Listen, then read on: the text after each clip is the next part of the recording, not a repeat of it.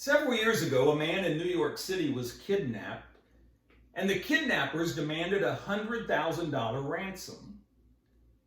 But the man's wife was able to talk them down to $30,000.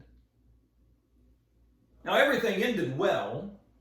The man was reunited with his family, the money was recovered, and the kidnappers were caught and sent to jail. But imagine what that conversation must have been like when the man got home and discovered that his wife had got him back at a discount. Well, the story was covered by a journalist in Kansas City by the name of Calvin Trillin.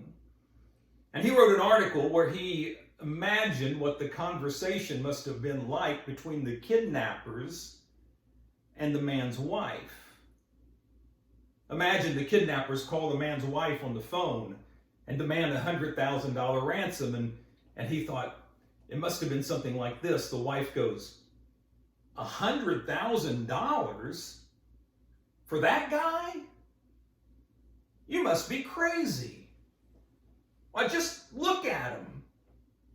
Look at that gut. You want $100,000 for that?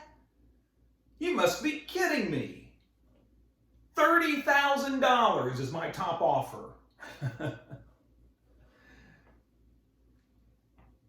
Well, I'm sure a lot of women identify with the wife in that story, but it turns out that apparently a lot of men identified with the husband in that story.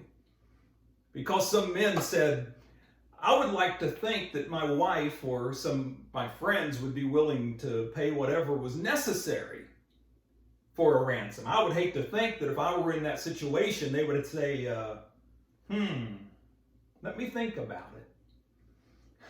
I would like to think they would do whatever's necessary. Well, Jesus did whatever was necessary for our salvation. He didn't say to his Father, do we really have to do this cross thing? I mean, I don't want to have to pay that high of a price for their salvation. Let's try something that's not so drastic. But Jesus was willing to do whatever it took, regardless of the price, because you are worth that much to him. Thank you for watching, and be kind.